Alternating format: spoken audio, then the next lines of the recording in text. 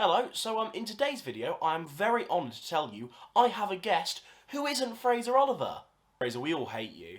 So yes, today we are going to be discussing the entirety of Doctor Who Series 13 with my lovely, beautiful friend Paul Scudder. He has a YouTube channel. So it's called Astro Shock, and basically if you do anything from this video, please subscribe to the man. He genuinely does deserve it. He's one of my dear friends, so if you just fancy doing something nice today, a subscription to him would be absolutely lovely. Anyway, in this podcast we talk mainly about Doctor Who Series 13, a little bit about the future of Doctor Who and the special that they've announced, and then we just have a little catch up, because guess what, he's a lovely bloke and you just deserve to know more about him. So, on with the podcast. So I'm honoured that I've got Paul in to discuss with me some Doctor Who. Paul, you've been waiting all day to have a rant. Go for it, my lad. The finale! What went wrong? What went wrong? They were building up for so long. When you think finale, you think explosive ending that answers all your problems. Nothing was answered. No, it was bad, wasn't it? It was very bad. It just ended for the sake of ending. I was so frustrated. So frustrated. Oh, honestly. No, I understand your frustrations. I think overall, I am in a very tricky spot, and I want to know how you feel about this, but Chris Chibnall is stringing us along for answers, and the questions I don't really care about, but I'd at least like some form of answers just so we can move the plot forward. Agreed. There's like 500,000 focuses just in the Flux, and we get nothing back. It was a tough investment. Watching it was very much like we had this little bit of setup that really didn't go anywhere. So many elements wasted. Absolutely agreed. Absolutely agreed. Because like when you're on like the first 3 or 2 episodes, you're thinking, okay, I'm actually really liking what you're bringing to the table. All these questions that we get to actually ask. Great. I love being able to ask these questions. But then when it's the fact of you're led to believe they'll be answered, and then nothing being done about it whatsoever is just heartbreaking. And I think what irritated me were there were so many fantastic setups and things that were set up in such a fantastic way. For example, Swarm and Azor, I found them quite threatening. If you actually now look at the series, now it looks like those characters probably aren't coming back. They are just mustache twirling monologuers. Yeah, that's what I meant by I felt like it ended for the sake of ending. It was like these characters were so powerful, so much of a threat, and then the Doctor literally throws a spanner in the works as they usually do. And guess what? They get wiped out by the person they're working for. And then the person they're working for is not like, oh, Doctor, I hate you. It's like, yeah, all right, Doctor, off you go on your merry way. I lost. I mean, I think that ending bit is trying to set up something for the future, but that's the thing. When with Chibnall's Doctor Who, when the Timeless Child already has me not particularly caring about, that plot line, to then just go as a villain. Oh, yeah, I'll let you go for now, but I'll be back. Is basically it's a massive middle finger to the audience, if I'm honest, and not in a creative way. Absolutely. And there's so many like missed opportunities throughout the Flux, I find. Like the biggest one is the mother. Like we got it in not the Flux. In past seasons, we realized that the Doctor had an adopted mother, and you think, oh, maybe she'll be quite nice. She turns out to be a massive dick and then gets killed off instantly as we're made to not like her. We get this character, you're like, oh, hang on then. Nothing like we would have expected. That's interesting. Dead. It was like, okay then, fine. That's a character absolutely wasted. And then you go to the passengers who don't speak and just absorb. And then the Doctor persuades them by saying, hey, want to join me? All right, sick. Maybe I will. And they suck it all in. And I'm like, where was the persuasion? There was no work to get there. There were two kind of, in terms of resolving this series arc. It was very much this episode's deal with the Sontarans, and then the more dealing with the Flux thing. Let's talk about, because obviously this is mainly about the Flux and not just episode 6. So let's talk about the resolution. No, absolutely fine. Let's talk about whatever you want. But the resolution to the Flux. Tell me if I'm wrong, but surely, like, if everything was resolved that quickly and easily in a single episode, people would be calling that resolved too quickly and lazy writing. Having that resolution be how things are resolved for a 6-episode run, surely that's got to be one of the most embarrassing resolutions in modern Doctor Who. Absolutely, because when people were told it was a 6, episode thing, immediately my brain went straight to, oh my God, they're finally doing something that I thought of like in my head a while ago was, classic Doctor Who. Yes, episodes were only like 25 minutes or something like that long, but an entire story arc was the span of 6 episodes. I believe in Patrick Troughton's one, where the Cybermen are first introduced, it's 6 or 7 episodes, and something like that, yeah. Yeah, and I thought that's incredible. Yes, only 25 minutes, but the fact that they were able to create a great story that's memorable forever, but every episode was almost left on a cliffhanger, which was great. Which I feel like this really failed. It was like, well done, because I really wanted to see a classic sort of Who appeal in modern Who, like that structure, but then it just wasn't. There's something missing that I can't put my finger on. I mean, it's like classic Who, because my best example from memory is the second Doctor's last story, the War Games, which, yes, those episodes are about 20 to 25 minutes, but seeing as those lasted for 10 episodes, that's pretty much the length of the Flux, probably give or take about half an hour. And that manages to pull off a lot in the same amount of time, whilst remaining to be interesting and engaging. And this series bites off more than it can chew, 100%. And it just doesn't, it's ineffective in answering any of the questions. I think, like, just moving away from negatives, because there's just real quick, I think one good thing out of all of this is, like, it could also be looked at as a negative, because it means Russell T Davies has got to struggle with a lot. But a positive out of this is there's so much material now to work with for the next Doctor and the next load of writers that come in. Because, like, where we are left is there's still a space station with a random Ood in the middle of 2 universes.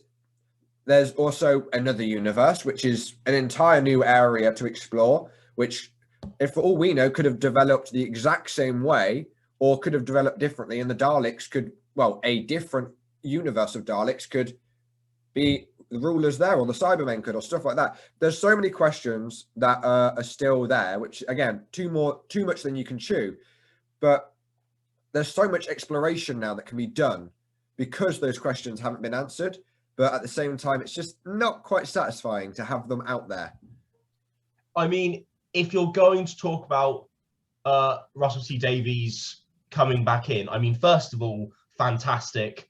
I'm at the stage now where I'm genuinely saying, let's get this damn show back on track. However, each showrunner likes to put their own, so they're happy to include bits from other people's eras. For example, Stephen Moffat, did not shy away from the elements of the Time War introduced by Russell T Davies.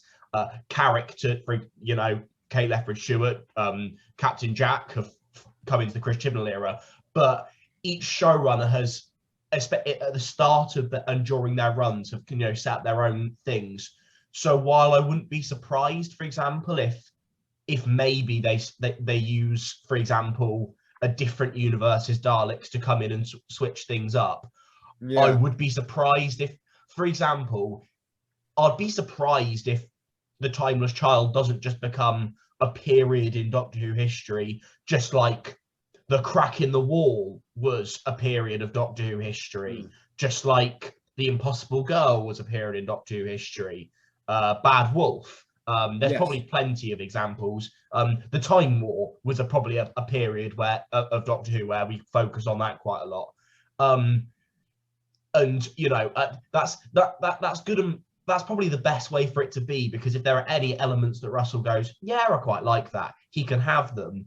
But no one expects him to pick up Chris Chibnall's mess, which is the most freeing way for it to be for him.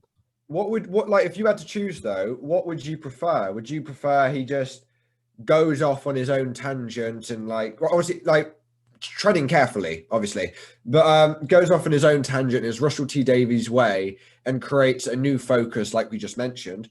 Or would you like him to take something and make that the focus for a little while and then keep moving on from there?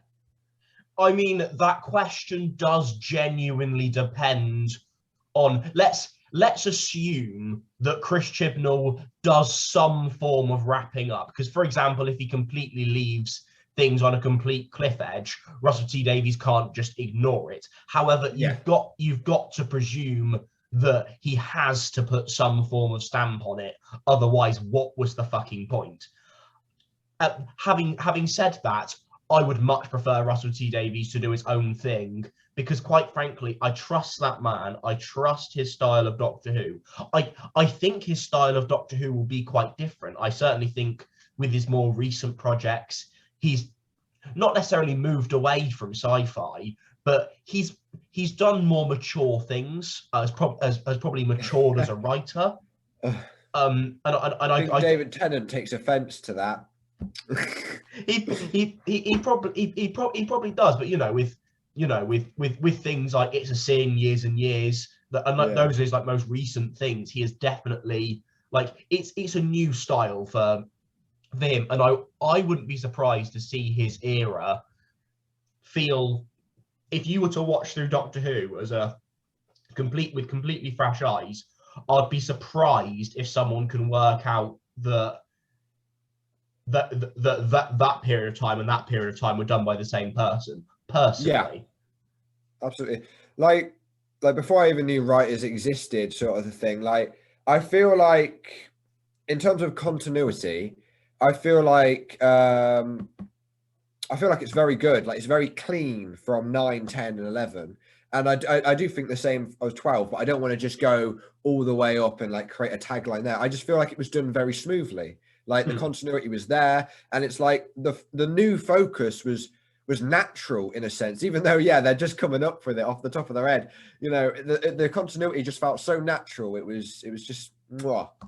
It's been done very, very well until now. I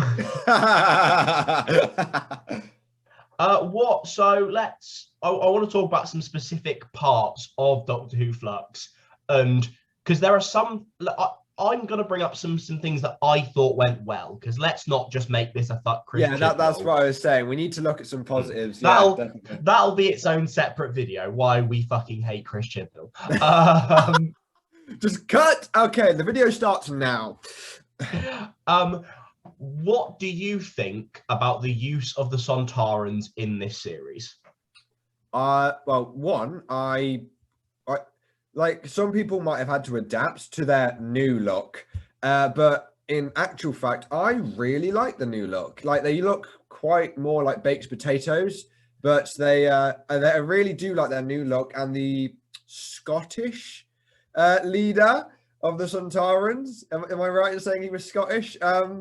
Who knows? Was he Scottish? I had no idea. General Stahl. He was some guy.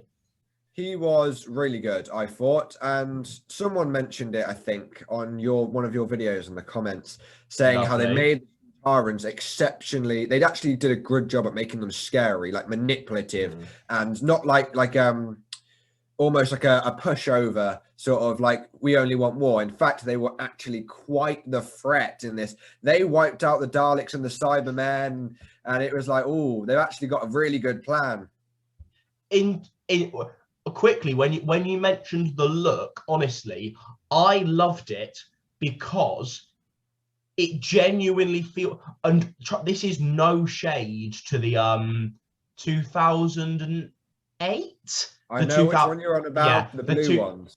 Yeah, those, love them. Great modernization. If you're talking about modernizing the classic look, like taking the way Sontarans looked in classic Who and bringing them to modern Who, you can't do much better than what they did with their visualization here.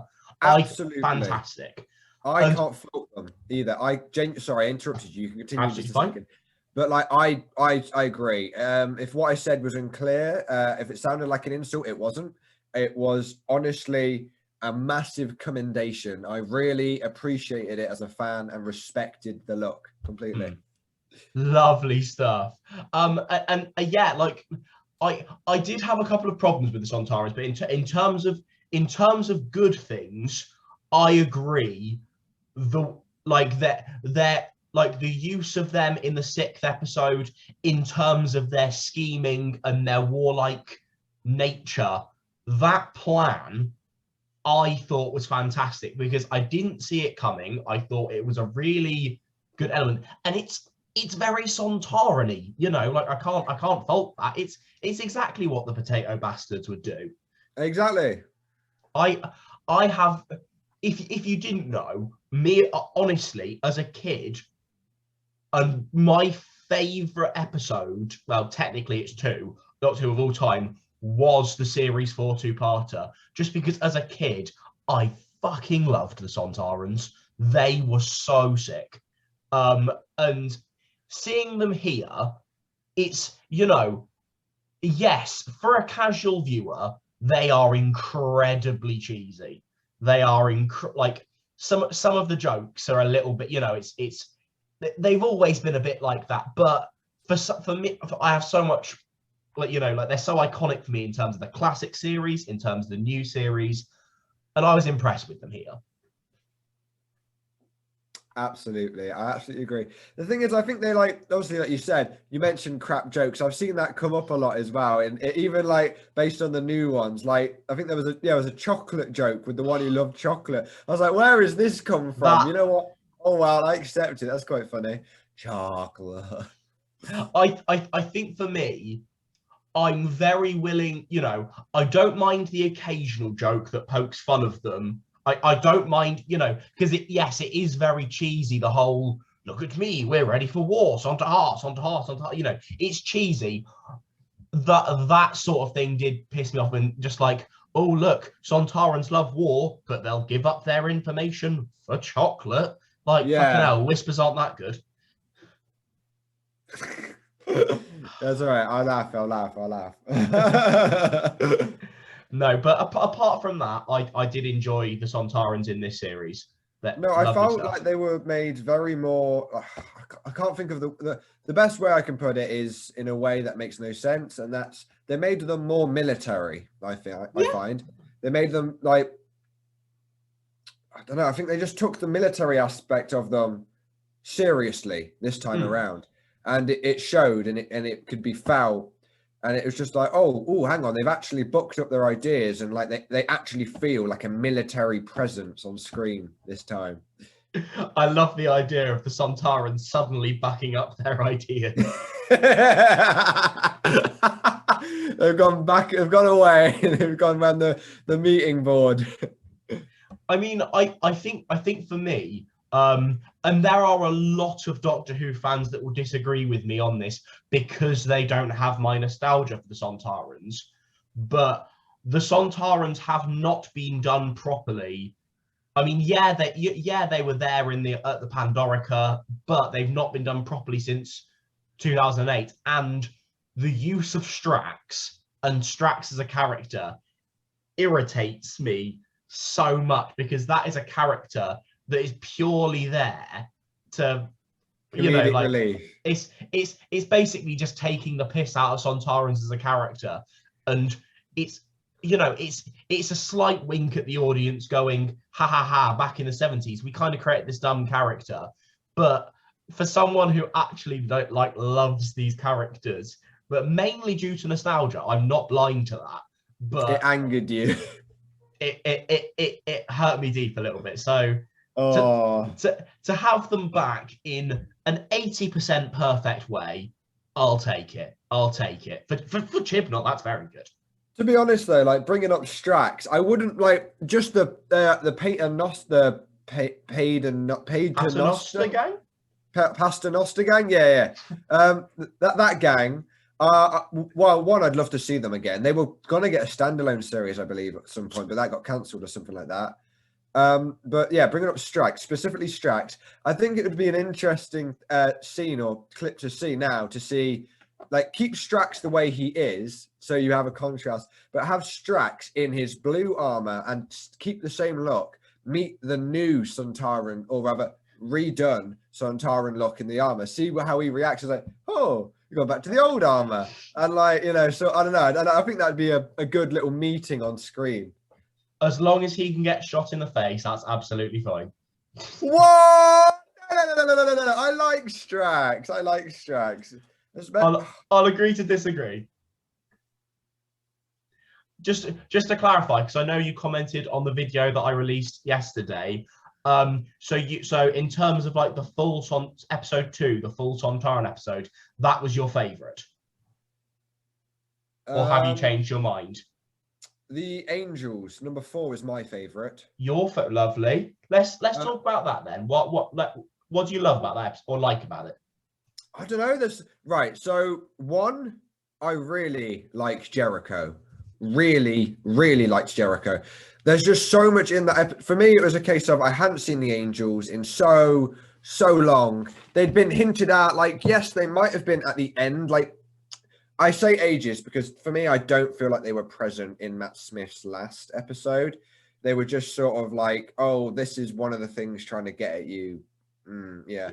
They were last properly done when Amy and Rory, got sent away from Matt Smith, which is incredibly sad. But that's the last time they were properly done for me.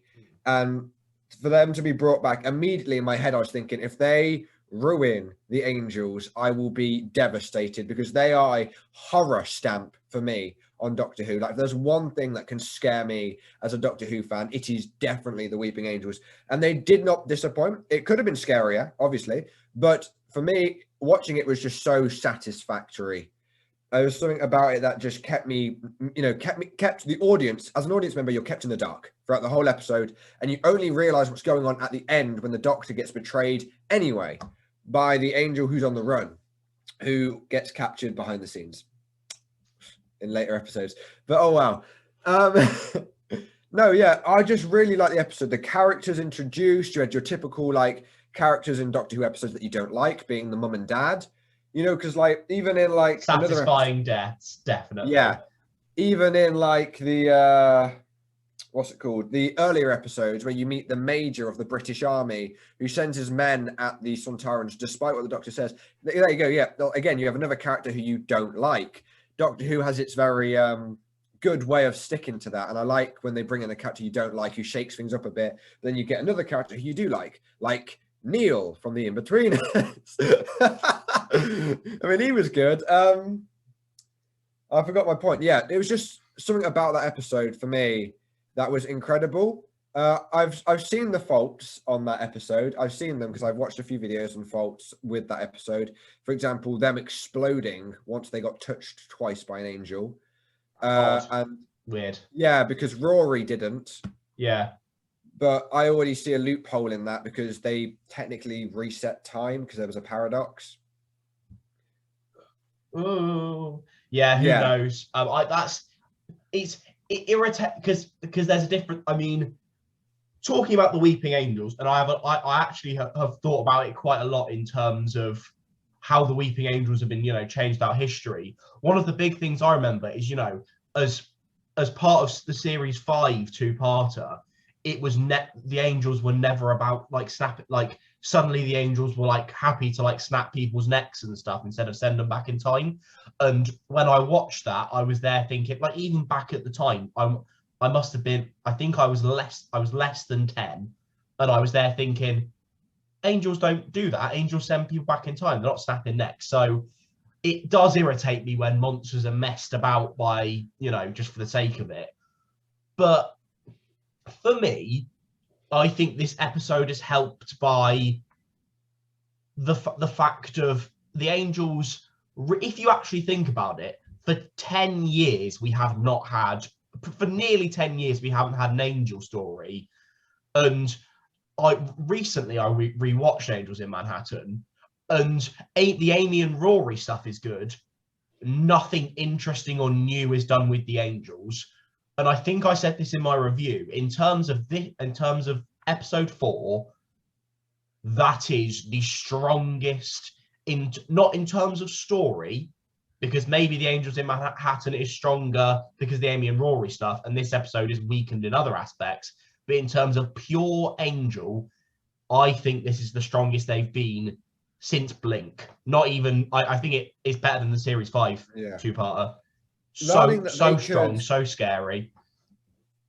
Learning that they could time extract as well, that threw another spanner in the works. Like, I so agree with you, like how scary they were. There were an army of Angels. Like, there was, like you said, in the Manhattan one, there was an army of Angels there too, but they didn't really feel present. In this episode, it was very present. As soon as the Angels were like started being seen, they were trapped in a house straight away by a flipping army surrounding the house. And then they start coming through the flipping ground, and they come through the walls. It just gets worse and worse and worse. Like, you literally, know how it's going to end from the start, but you don't want it to end that way. You know it's going to end badly. It's just it gets worse and worse and worse. And I think that's the best part about it. You know where it's going because of how bad it's getting. You want to hope they get out of it, but part of you's like, I know they won't. There's no way. I mean, the episode does a great job of, Doctor Who is at its best because you do not expect anything irreversibly bad to happen to the Doctor, because you always know when their regeneration episode is going to be, when they're going to regenerate. Yeah. And also it's mid-season, but this episode does a great job of managing to suspend that, and you're so sucked in that you're genuinely thinking, how's she going to get out of this one? Is she going to be okay? Maybe that's helped by the fact that we're mid-season in a connected story, so she's genuinely allowed to not be okay by the end of it. But it does a great job of that tension and sucking you in so much that you're genuinely there like, how the fuck is she going to get out of this? Absolutely. And I think, like, this could be seen as a pro or con, but I think the best part about it is it was almost like an episode within itself. Like outside of the Flux, it was completely tied into the Flux story. But I feel like that episode was so well done. It had the ability to stand on its own legs in terms of a singular episode anyway. Like, I don't know. There's just something about it to me that screams, oh, I could see this being a regular episode. And like, oh, well, it leads on to something else. It's just thoughts. I think I'm in two minds in terms of, now we have the series and now we know what it's all like. I'm there thinking, we really didn't do enough in episode 2. We really didn't do enough in episode 4. We didn't probably, like, episode 1 should have been sped up and done more with. Probably episode 3 we should have done more. But on the other hand, I'm thinking, well, now I know Doctor Who Flux is bad. I think it was a bad series of Doctor Who. I can go, well, at least it wasn't all bad. Yes, as a story, it doesn't work. But I can go back and watch episode 2. I can go back and watch episode 4 and have a good time. So I understand why you don't know whether it's a positive or negative, because it's both. Yeah, you've hit the nail on the head, mate. You've absolutely hit the nail on the head. That's exactly what I was trying to say. and you've hit on the nail on the head. I always knew you can help me out with the technical terms. I'm a good waffler. Yeah. No, you just made complete sense. I was like, that is exactly what I'm trying to say.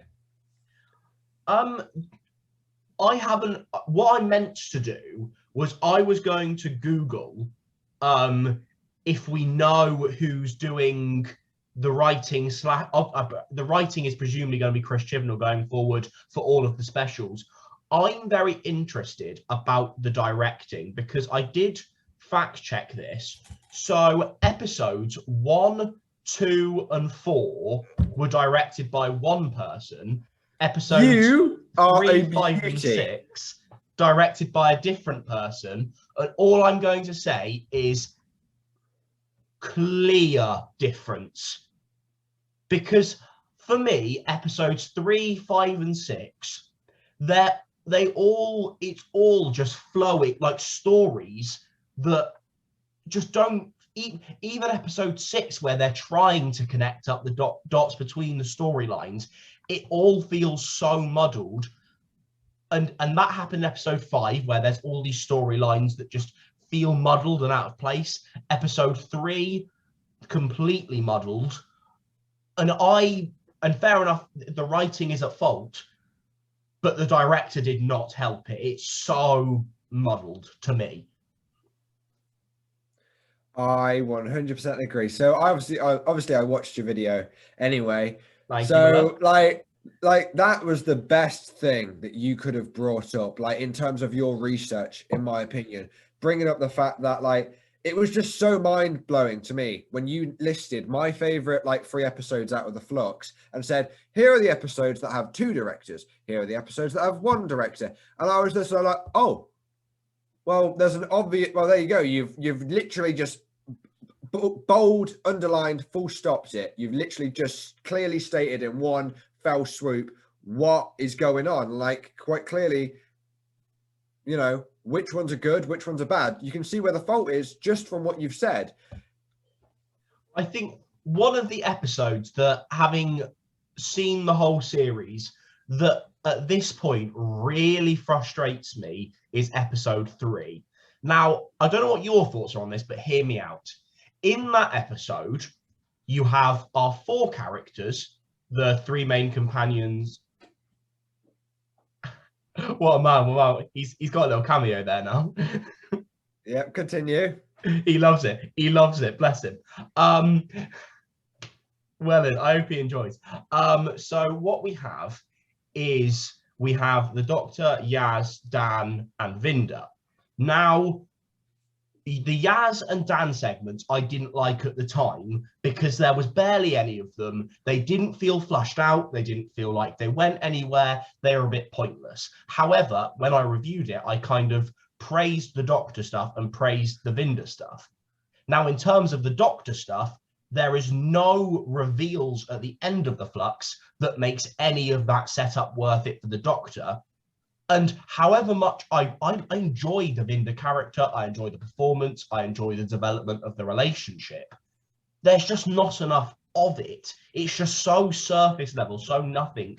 Like Vinda leaves the TARDIS in this episode, barely gets anything to do at all in episode 4 and 5, and then kind of shows up in 6, but still does bugger all. So episode 3 genuinely feels like an episode that you do not need to watch. Yeah, I agree. That's the one where they're jumping about through time, isn't it? Well, their memories, rather. Well, there's some silly setup at the end of episode 2 where Yaz and Vinda are put in the place of some old women time holders. And yeah, I forget what they're called as well. Don't you worry. However, some shit on the planet time. At the time, the biggest thing that annoyed me, like besides all of that, and thank God they didn't do it with 4, it was the next time. At the end of episode 2, it ends with, oh my God, Yaz could possibly just be ended like that. And then immediately after it ends with that, next time, Yaz is running around, Yaz is looking behind her, Yaz is doing this, Yaz is doing that. I'm like, what was the point? What is the point in even leaving us on a cliffhanger if you're going to show her in the next time?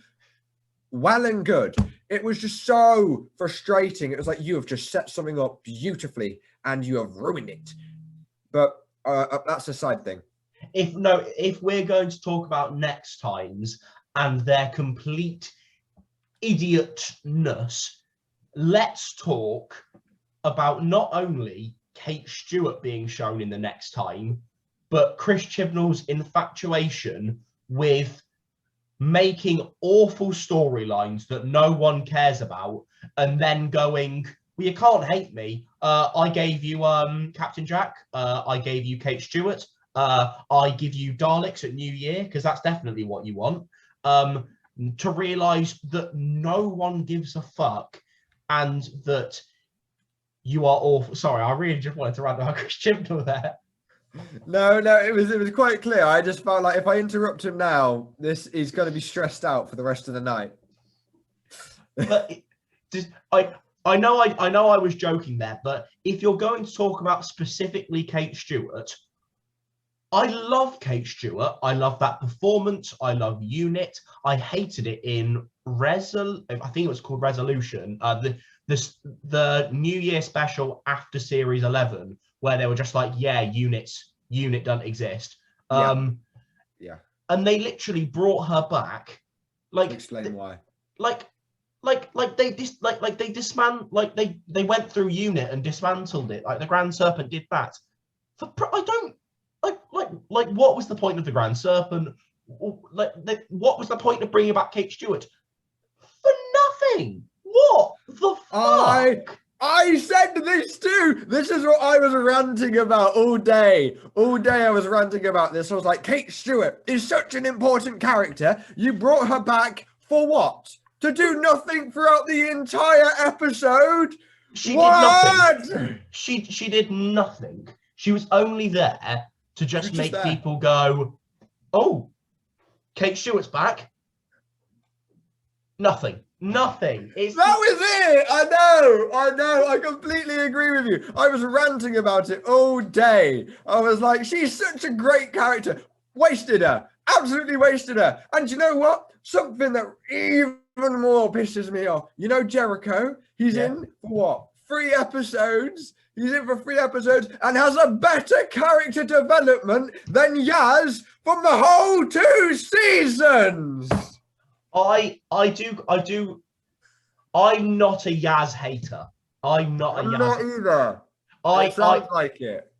I know you're not. I know you're joking. I find Yaz good enough. Again, this is the 3rd season where I'm not someone who's always like development. Please develop our characters. Oh God, please develop. But sometimes it's about giving our characters interesting things to do. And fuck me, Yaz had nothing interesting to do all season apart from going, oh, Dan, you're from Liverpool. Yeah, come on in, Scouse.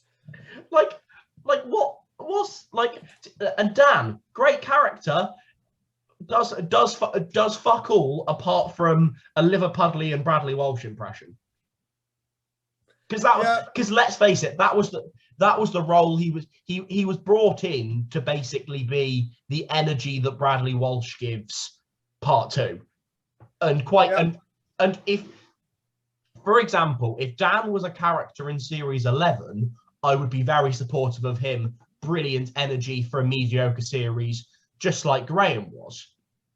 Having had Graham, I know everyone loves Dan, and I do not mind Dan at all, but for me, I would have preferred they just went in a completely different direction, because it just made, any time Dan had a scene, I was just thinking, I kind of miss Bradley Walsh, to be fair. That might be controversial. I think it is. But I this series thing is though, a lot of the times, obviously there's some stuff like The Timeless Child I can't forgive, but some mediocre episodes of series 11 and 12, definitely, if not carried, but certainly elevated by Bradley Walsh just being one of them, just being a national treasure. And Absolutely, absolutely. I could like, I think both Bradley Walsh and Dan. That's not his actual name. I think John Bishop, yeah. John Bishop. I think both John Bishop and Bradley Walsh could easily have been a companion all on their own. Like it was their interactions with the other companions that made it, to be honest, for them. However, I could just see like they were so strong for me that they could stand on their own two legs just like that.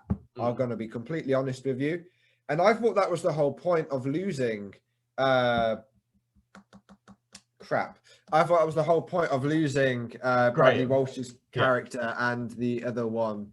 Graham and Ryan. Ryan, thank you. Graham and Ryan. I thought that was the whole point of losing Graham and Ryan, was so that they could focus on Yaz, properly give her like some expansion.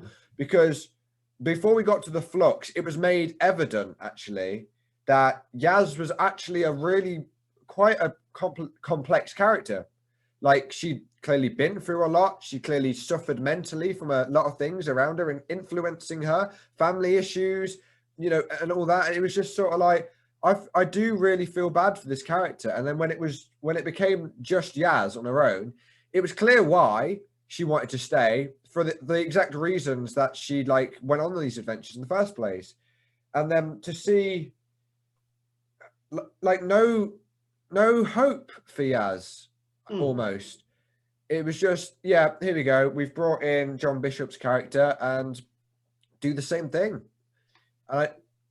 It's poor. Yeah. I was half tempted to say this series doesn't change if Dan isn't in it, and I would disagree with that, because there is enough going on with his character that you would have to do quite a few rewrites. For example, Dan, in the first 2 episodes, he gets some lovely character moments. He gets some good setup. In episode 2, him on the Sontaran ship, bloody smashing it. What a man. And it takes a lot for me to congratulate a Scouser, diehard United fan. But he did a good job. He just, to be fair, like even like from episode 3 onwards, for 2/3 of this series, his personality became, "Ooh, look at me, I'm from Liverpool." He doesn't do anything else. That's all he's there to do, is just, "Oh, look, I'm from Liverpool." Yeah. Okay. Yeah. I think. Yeah. I'm from Western. I don't bring it up 5 bloody hours of the day. Yeah, okay, fine. To be honest, with me, that snuck under the radar a bit. For me, it was just a case of I was left like thinking to myself, fancied a bit more of Dan in that episode. Not gonna lie, fancied a bit more of Dan in that episode. Not gonna lie, that was it. Past episode 2, I just was left wanting more of the character, because episodes 1 and 2 gave me this great, enthusiastic, energetic, jokey character, and then there was nothing. Literally nothing. In 4, the biggest criticism for him in there is his only dialogue is asking questions to Yaz and being annoying. Yeah. For the sake of giving him dialogue, and then he just follows her the whole episode, and I was like, oh, okay. It's an odd. It's not bad. And if you're talking about specifically Doctor Who Flux, there are many things that have more valid complaints. But I think it's another example of too many characters, too many plot lines. It's weird in the fact of, I found the Vinder and Bell relationship in this series, when it's on screen, probably one of the most compelling and interesting things. Maybe that's because I'm very fond of the actor and the other things I've seen him in. But I really enjoyed that relationship, and I wanted to see it developed.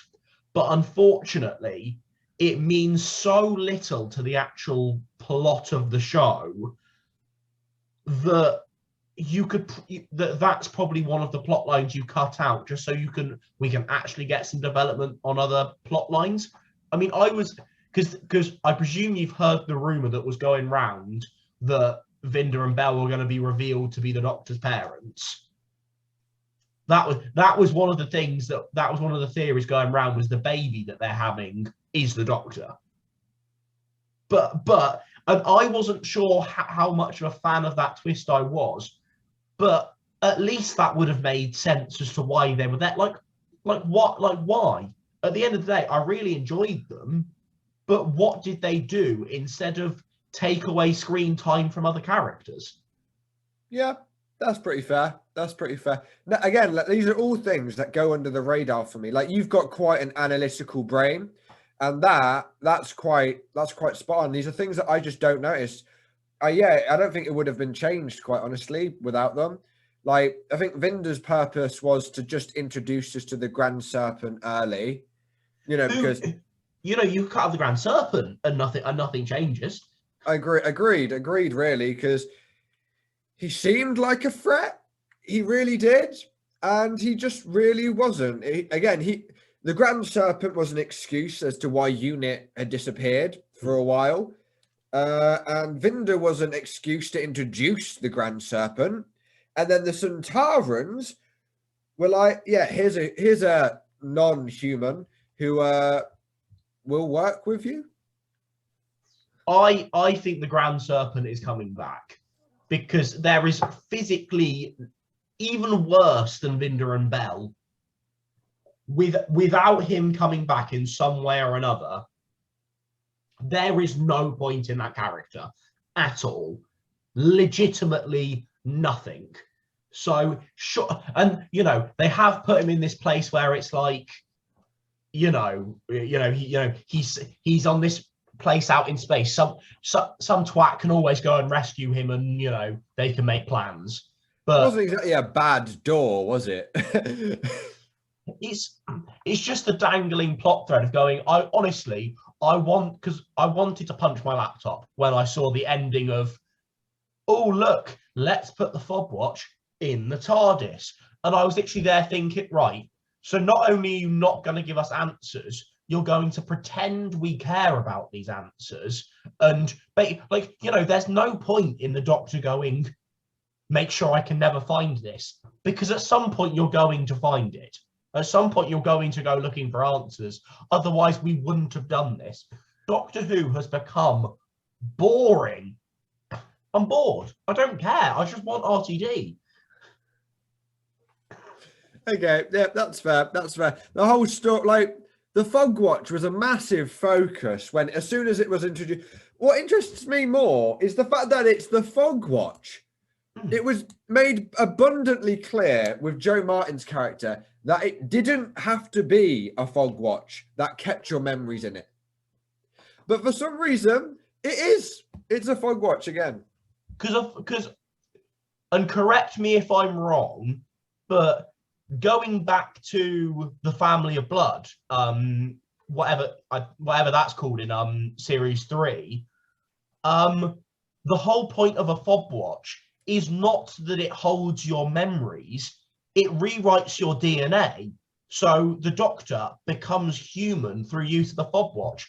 And it's not that Chris Chibnall doesn't understand that, because the exact same thing, bearing in mind, maybe it might not have rewritten Ruth's DNA in series 12, but, from the way it was seen, it made Ruth be human until she opens it and it sorts out. That's the fucking point of the fob watch. So I have no idea.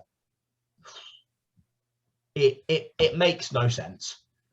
I just don't think the Doctor would ditch the fog watch, to be quite honest. Either just destroy it or do something else with it. The problem is they need an easy way for the Doctor to suddenly go, oh, I want to do the reveal now. And the thing is, though, I know because I can't remember because obviously the New Year special they've released a trailer for, and then I'm not sure if it's either one special and then the centenary BBC special where the Doctor regenerates, or if it's 2 next year and then the centenary. But from the look of the New Year special, that's going to be its own standalone thing. And I do want to talk about that in a sec, because I am very frustrated about that. But they've just put it in the TARDIS just to go, we'll reveal it at some point. I don't care. Yeah, absolutely. And we all know the TARDIS is just either they're going to use the TARDIS for another, like an adventure to the middle of the TARDIS. Yeah. They'll either do another something like that, or it will just be the TARDIS loves you. Here you go. Here you go. It's like, yeah, don't ever give it to me unless I really ask it. Oh, you're such a good TARDIS. Oh, go on then. You can have the fucking fog watch back. That's exactly what I can see happening. What do you mean? Unless Sorry, does it have a scale? But instead of telling you your weight, it shows you how much you want it. Yeah, I know. Unless I really want it. It's like, what? Let's talk about the New Year special. I presume you've seen the trailer. What are your thoughts? So they've obviously been really original and brought a villain we haven't seen in a long time in, being the Daleks. So really happy to see them make a return. Really happy. And the fact that they've come up with a new idea of giving them a minigun instead of a that's pretty cool. Yeah, that's pretty cool. But other than that, why the Daleks? What made them choose the Daleks for the New Year special? I have many problems. My big one is that's nothing to do with Doctor Who. I'm joking. So my main problem is that it seems like, and this is especially true with Series 11, because he was very much made the point of going, oh no classic monsters in Series 11. I'm going to make all of my monsters really shit, and then you'll really want a Dalek story. And the same thing is basically what it seems like to me is Chris Chibnall's thought process is, you know what, lads, I could make some really shit series of Doctor Who. So then when I go, oh, it's all right, lads, the Daleks coming back in New Year though, so be happy with me. Everyone just forget how shit the previous series was, and they'll just go, oh, we get Daleks? Oh, I love you, Chris Chibnall. No, and that, maybe I would be more excited if Chris Chibnall proved himself with the Daleks. I'll be honest, the first one was wasn't perfect. I think it's a little bit long, and I get quite bored when Ryan's dad shows up. I think that's an unnecessary plot line. But if it was streamlined a little bit, that would be a very good episode. I thought the second one after Series 12 was okay, but a bit disappointing. Not fantastic, but it just was. Chris Chibnall has not shown he can do Daleks that well. I'm not particularly convinced by the man. And third of all, I'm sorry, but the idea of what if the Daleks were weeping angels is really boring. It's just time loop stories in science fiction are very fucking boring. Like a time loop situation in like when it's not sci-fi can be very, very fun and very funny. As soon as you put time loops in sci-fi, I've never found them interesting. I don't know. I thought, does this count as a time loop? I liked the Pandorica. It's not awful, but if you're talking about like strict, like, oh, deja vu, we've been here before type shit, and maybe it's also because I have learnt to not give Chris Chibnall any benefit of the doubt anymore. But I'm sorry if there's someone watching this that really likes Chris Chibnall. I am sick of him. But I do not have any faith. What do you think? Is this going to be any good? So I have no faith and no expectations, but there's a little bit of hope that in me that says maybe he'll do good with the Daleks, because like the Daleks isn't what gives me hope. It's it's just I am hoping. I'm hoping because I like the Daleks. I do, but I just didn't want the Daleks. I wanted something out there. Like hell, even the like, it was crap, by the way, what I'm about to say, but like just in general, bringing in a new alien. Do you remember Capaldi's one with the Nick Frost as Santa Claus? Yeah. The Dream Crabs. Yeah, that's what they're Yes. called. Yeah. Even though like ultimately it wasn't like incredible, it was nice just to have something different. It was fun. I mean, even like I think it was the year after, or it might have been before. There was like the Doctor meets a superhero one. Really Yes. dumb, really stupid. If I'm looking at it in terms of like a quality thing, probably quite bad, but it's a bit of bloody fun. And not only does Chris Chibnall not make fun Doctor Who, but that's one of the bad things about taking it away from Christmas, is that at least if a Christmas episode is bad, you can still turn your brain off and have some Christmassy fun. It's like a pizza. It's not going to be very good for you, but you're still going to enjoy it. But with a New Year special, you just have to treat it like a regular episode. Absolutely. I think I'll tell you what, I take everything I said back now. Based on what you no, I do. I take everything I said back simply because like you've like I think that's something that every fan and every person needs to remember. A Christmas episode is just a bit of fun. You know, it's a laugh, it's a joke, it's a jolly thing. Like I was about to say, I was about to say that superhero one was possibly my most disliked one, actually. But when you justify it like that, actually, I take it all back and I can enjoy it for what it was. It was a laugh, it was a joke, it was a bit of fun. And that's what Christmas, that's what that time of year is. And actually, I really respect you for saying that. And yeah, I hope Chibnall can make this next episode a laugh and a joke, but clearly you don't think he can. I mean, an even better example would probably be David Tennant with it's not his last one, but it's the last one that feels Christmassy. It's the where he meets the guy who thinks he's the Doctor with like the Cybermen. Right. What a great episode.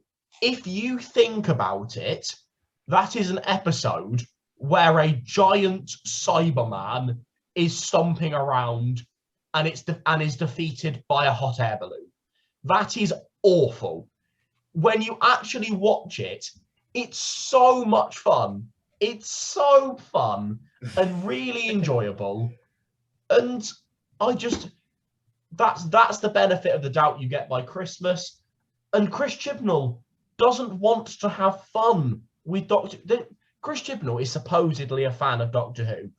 I do not know how that man is a fan of Doctor Who, because he doesn't understand it. He doesn't. Honestly, my nan, who's never watched an episode of Doctor Who, could do a better job running the show. Because she'd put in the research and she'd work out what people like and she'd give them to it. Doctor Who should be like candy and Christmas. Give us what we want. It's sweet. Oh my God. I'm speechless actually now, because I think all I can really say is I agree with you. Like, you've left me speechless. Absolutely speechless. I love you. Let's, because we probably sidetracked away from the Flux. Is there any element of Doctor Who Flux you feel like we haven't talked about? Oh, that's difficult. Well, I'm going to make it easy for you, my love. Oh, I think probably the fact that when did the Daleks and Cybermen grow into like huge armies? Because like, yes, you had this, like understandably, like this is a friend of mine actually brought this up a while ago. In classic Who, it used to take one Dalek to absolutely scare humanity. Just one. That's all it took. Like, example, Christopher Eccleston's Dalek. Second episode, one of the best. One episode, it wipes out basically an entire military platoon all on its own, and it doesn't stop. It is relentless, and it ends up like making the Doctor the villain in that episode. I think that's another thing that needs to be stapled. When the Doctor loses, it is so important. It's so important. And I think that's something that needs to be brought back. Like, I'm a bit bored of armies, I'll be honest. I'm a bit bored of like huge fleets and huge armies and stuff like that. Because back in the day, it only took one Dalek or one Cyberman, and that was it. You're screwed. And that was probably the There's terror no aspect. stakes to an army anymore. They never feel like you kind of see a big army, and it's almost like when I talked about the Weeping Angels did well to maintain the illusion. You see a big army, and you're literally already there thinking, right, what's the Doctor going to pull out the bag to beat this trick with? Yeah. I'm being a bit of a hypocrite now that I think about it, because I was like, oh, I really liked the Army of Angels. Yeah, No, really good. I know what you mean. We're talking about Daleks. If I'm completely honest, if you asked me 5 years ago, do the Daleks need a break? I'd go, no, they're a big staple of Doctor Who. You ask me now, I go, in an ideal world, we don't see a Dalek story for 10 years. Because the Daleks have had their moments. Because Resolution was quite good. Peter Capaldi's Into the Dalek was quite good. His first Dalek story. I don't think Matt Smith had a good Dalek story. Even some of the Russell, even what was even the two-parter Dalek story with Martha was pretty bad. The Daleks in Modern Who have had a lot more bad than good, and they are really in need of a rest for me. Absolutely, I agree. I think Cybermen, Daleks, they just need to take a back seat for now, because there's so many classic aliens that haven't been touched in years. And yes, I feel like some people would probably come at me here and say, well, we brought the Zygons back and they look horrible. But I quite liked the Zygons. Even Tennant said himself, he said, seeing Zygons as a kid, they were terrifying to him. But when he saw them in the 50th anniversary, he thought they looked a bit goofy and a bit janky and just didn't match up to modern standard anymore. But from where I was sitting, I was actually like, no, actually, I quite enjoyed having them there along for the ride. And it even made an incredible story in the Zygon inversion, where you hear one of Peter Capaldi's best speeches. I thought bringing back those villains did an incredible job with them. And there's an enemy I do want to see called the Vord. I want to see them. Oh, remind me. I can't. They just, like, my friend brought them up the other day and re-explained them to me. And I was like, not only do they look really cool, they just, I think they were undersold and they're quite powerful. And there's another villain, actually. Apparently there's, I don't know, I forget what this one's called as well. It literally, in Classic Who, was a silver morph suit. And it was only one of them. And it wiped out, it wiped out a few Cybermen all on its own. It has the ability to teleport when it jumps. It looks like a silver morph suit. It has the ability to jump. I believe that's in the Five Doctors. I believe that's the one. There it is. Yeah, that's not the Vord, by the way. That was another thing. Yeah.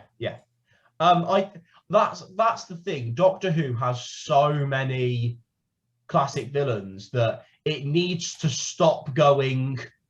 We must have Daleks and Cybermen every season. Like, I know we've literally just seen them, but please, an episode of the Sontaran Rutan War, chef's kiss. I would honestly love that, because the Rutans are a fantastic enemy. They had a fantastic episode in Classic Who. I think that would be really cool. You've got so many things.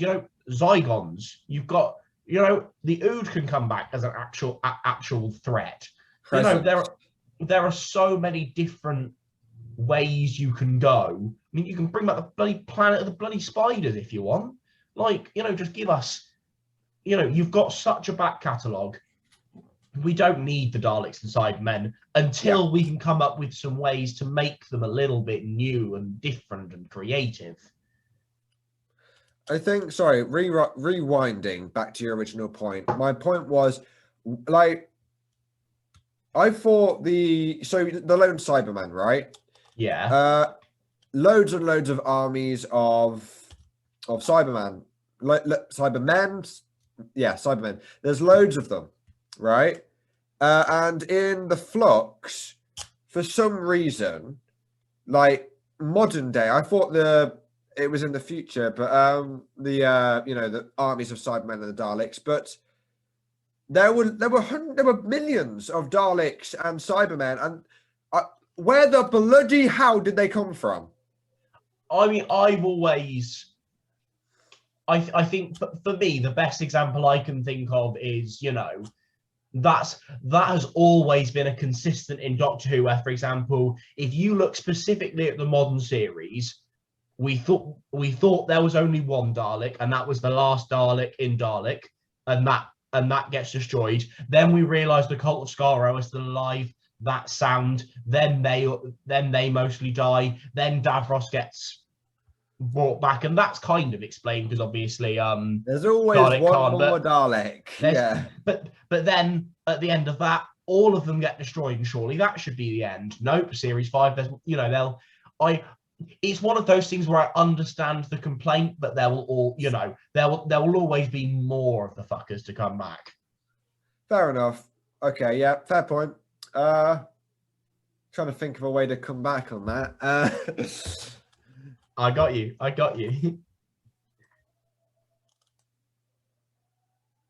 Nah, I got nothing. So overall, what is your score for Doctor Who Flux out of 49? 49? Right. So out of 10 is very boring. Yeah, that's fair. Right. So because they had episodes that I thoroughly enjoyed, being 2 and 4, and obviously some episodes that to me were just, as an audience member, they lost your interest like that. I think in 49 cents, I'd probably put it at a 27. Okay. So 27, maybe a 32, because I think that's generous. 27, maybe a 32. You said you don't like your basic 10 out of 10, so I'm giving you interesting numbers here. RIP to 28 to 31. I'm probably going somewhere between 19 and 22. That's fair. Yeah, I just didn't want to be too harsh. I didn't want to say a really, really low number, or rather a number similar to yours, and everyone in the comments or anyone watching it be like, "What a unappreciating dick." Let's actually be serious and give it some context. So out of 10, yours would probably be a 6, mine would probably be a 4. For me, I know some people would go 6 or 7 out of 10 is roughly the average, your average, that's content in the middle of neither good or bad. For me, 5 is an average, and therefore I'd probably actually say 3 out of 10 in terms of a rating system of 1 is awful, 3 is bad, 5 is average, 7 is good, 9 to 10 is where you get to your excellent, best thing ever. I'd say 3 out of 10 because I think it's bad. Yeah, I'd probably go for 5 then. Just average. Just because they had 3 good episodes, realistically, 3 good episodes, 3 a bit naff episodes. I think the reason why I'm a bit more sour than you is the only one I'd say that I actively really enjoyed was episode 2. I think episode 1 and 4 had good bits, but they were still quite messy, and overall the experience wasn't good enough. Yeah, that's fair. Realistically, I just didn't want to be on a hate train for number 6 for years to come, because 6 really threw me down the drain with it.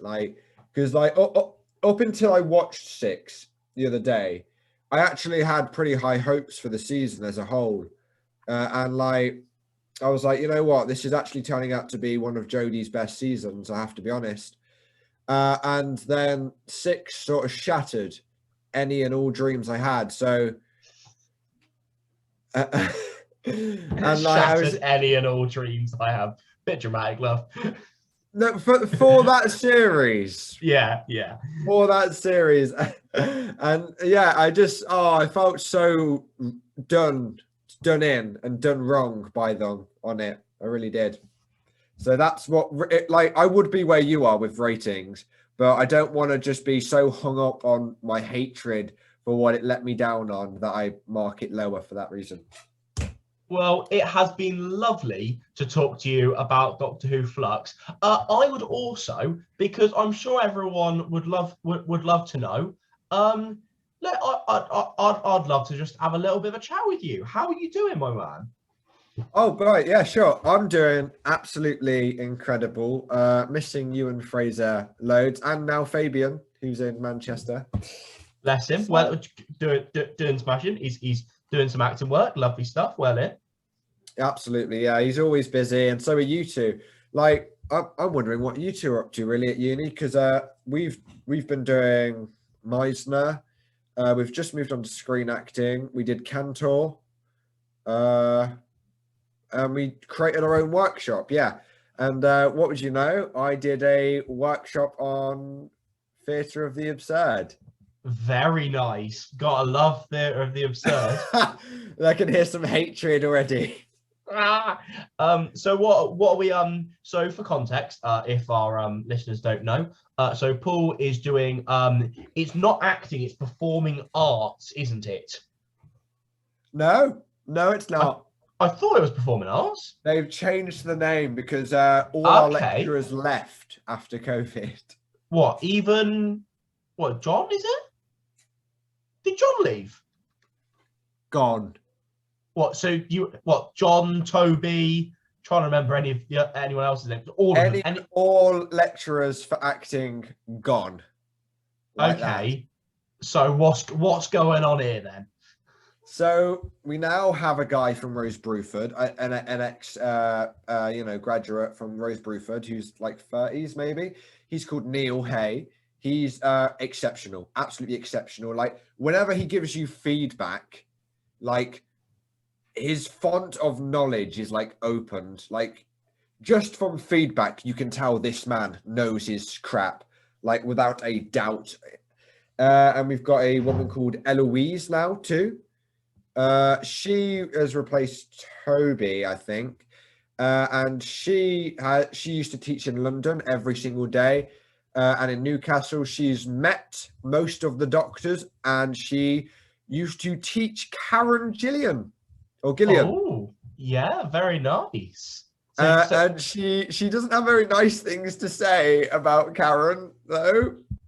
Oh no! Give us the tea. So when she apparently she was absolutely devastating for learning her lines.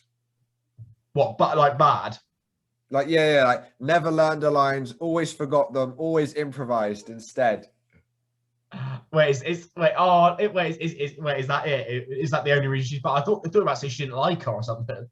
Misbehaved in lessons, like absolutely like bad apple in lessons. Apparently, I found that hilarious. I was like, really? All right. I can kind of see it. Oh. But no, she's like, other than that, good person, some high praise. So what are you working towards in terms of, is there any performances that the good old nerdy Brit can come down and see? Yes, in May, there will be a performance. Hopefully I can get the male lead, well, one of the male leads. It's a play called Tomcat that has thoroughly enticed me. It is based in the future. That's relevant. Something tells me you're about to tell me you're going to become dating robots again. Oh, no. So it's based in the future, right? And it's supposed to be at a time where So it's supposed to be controversial. Like it may piss someone off just me saying it. The idea is it's the future, and they have cured cancer, Down syndrome, autism, all that. If you're not 100% normal with no issues, you aren't accepted at all, sort of thing. And they've got what they've called the last psychopath on Earth in a padded room. Oh, and the whole and you want to be the psychopath, don't you? Can't female. No, oh, you if that was a male character, you'd have gone for that heartbeat. Absolutely would have. But I want to go for the twisted, self-righteous character. That's what I want to. So not like I want to go for. Yeah, there's a guy called Charlie, right? Yeah. So they've been testing this girl who's 12 for like years upon years upon years, right? She was taken in when she was 3. Her mother was a psychopath. Her mother is dead. We don't know for sure, but we are told she's dead. And she's believed to be the psychopath. There has been no activity or no reason to say that she is a psychopath. No evidence, no readings for all these years from 3 to 12. And the government are sick and tired of not having any results. By results, they want her to be a psychopath. They want to be like, yes, kill her, get rid of her. But everything, all the results keep coming up. She's normal. She's just a regular 12-year-old girl who has been kept in confinement for so long. And Charlie is sent in, a new scientist, quite young, sent in to mix things up a little. He's already walked in with the mindset of, she's a psychopath. I know she's going to be manipulative. I know she's one step ahead, but she's really not. She is smart. Don't get me wrong. There's loads of points where she's really smart. Like there's something said at the start of the play that she says at the end, quoting somebody's words, but back to them. And it's so true. You're like, whoa, whoa, whoa, whoa, whoa, whoa. Where did that come from? But yeah, Charlie's there to twist things up. So one of the things he does right off the bat is say, why are we spending money on her periods? Stuff like that, he says. And he says, I want you to make her stop having those. It's costing us too much money. Get rid of them. Straight off the bat, he says, get rid of them. At this point, no more spoilers for me or anyone listening. I am very intrigued, and you will be telling me when and where I can get tickets. Sorry, yeah, went on a rant, but yeah, absolutely. I'd love to have you, and I want that twisted doctor. I want to play the twisted doctor. That would be fantastic. So this is, so is that your big, quick side note? You didn't actually tell me what the course title has been changed to. Theatre. Acting and theatre making. That's cool. As long as you're happy, with it becoming Absolutely. more of a theatre making course. Yeah, the new lecturer Eloise decided that performing arts doesn't cover all bases. As a performer, the title she's currently got it changed to makes us more versatile. She's also changed the modules, so we do theatre making, we do teaching, and we do everything in between also. I think that is very suiting to you. Now, ignore that sidetrack. So that play, is that your big assessed piece, or is that just one of your assessed pieces for your second? You're in second year. Yeah, this should be the biggest thing we do because that's the last thing that actually gets marked. But there is an individual performance coming up, which I will have to write and create myself. Lovely. And you can come and see that as well if you want. It's not currently in the making yet, but it will be when I get back from the holidays. Lovely. So are those both May performances, or is the solo one a little bit earlier or later? I'm unaware. It could be March at the moment there. Well, I am always here if you need a creative space to bat some ideas about your solo piece. That's always absolutely fine. Absolutely. It'd be a pleasure to talk about performance because, to be quite honest, even though I'm an actor, I find just starting off on how to create a performance quite difficult. I find it very hard to come up with something that is both unique and actually people can take something away from it and it not just be GCSE level. That's the last thing I want. That's the one thing I love about your approach in terms of not just acting, but in terms of theatre making. doing something that means something, but not you are not a surface level man in the best way possible, and I am that is one of your best traits, 100%.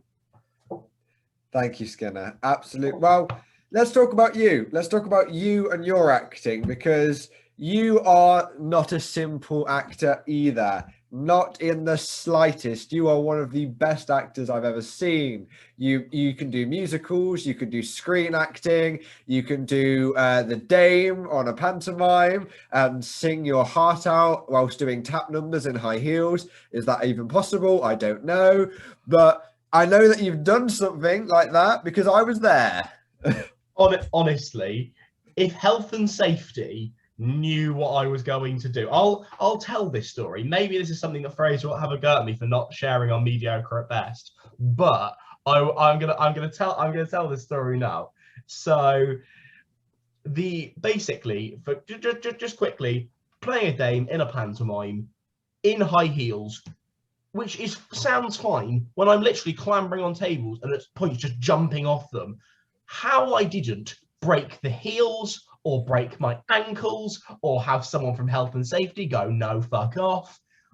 Like, the thing is, though, a lot of the audience probably won't have clocked, like put two and two together and gone, hold on, he just jumped off quite a high table in bloody high heels.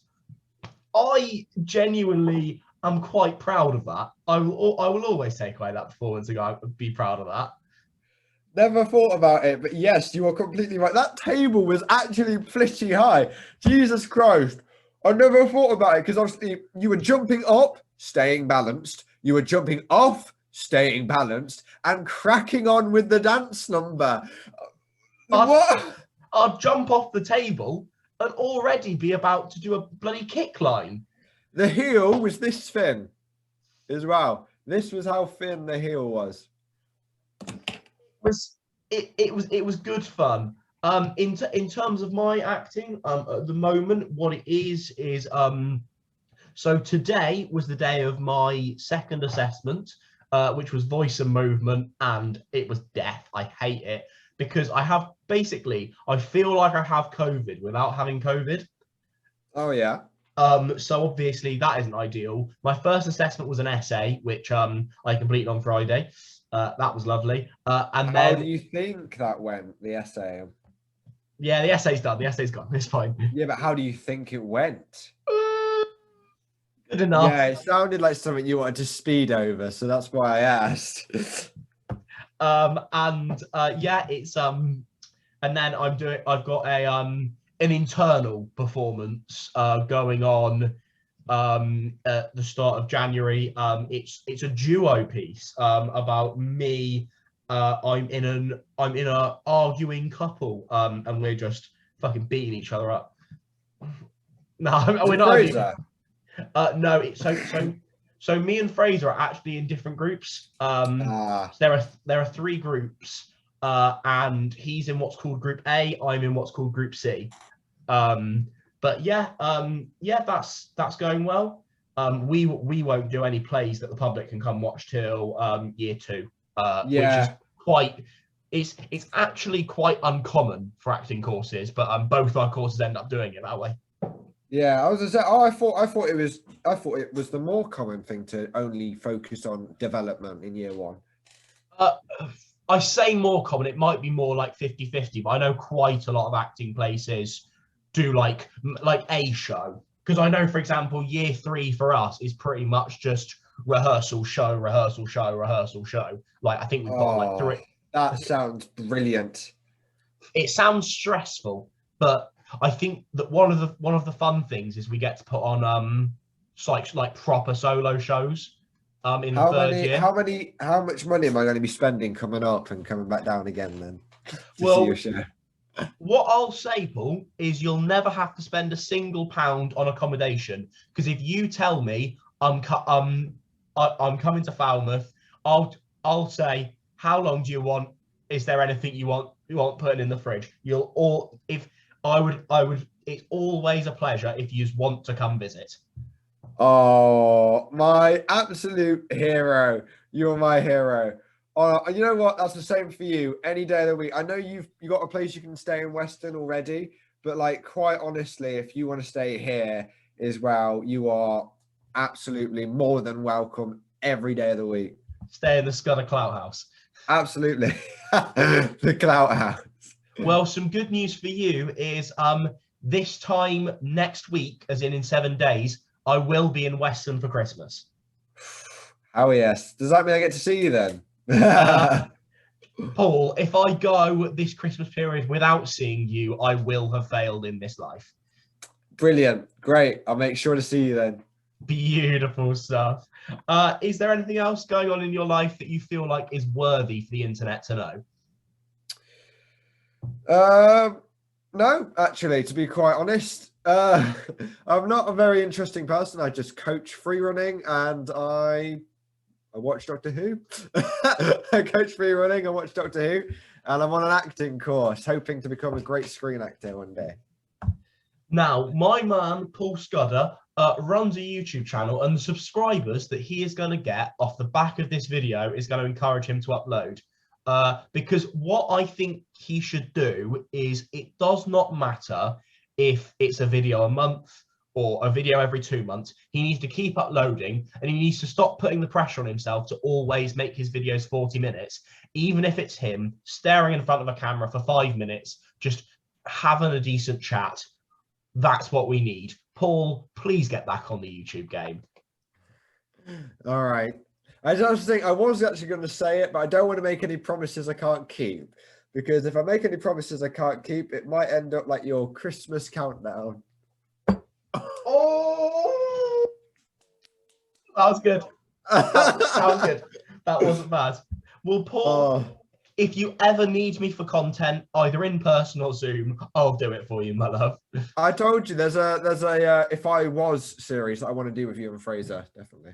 We will. I am completely 1000% down. Let's do it. Okay, brilliant. Well, I think that's me done. Lovely stuff. Thanks for watching, guys.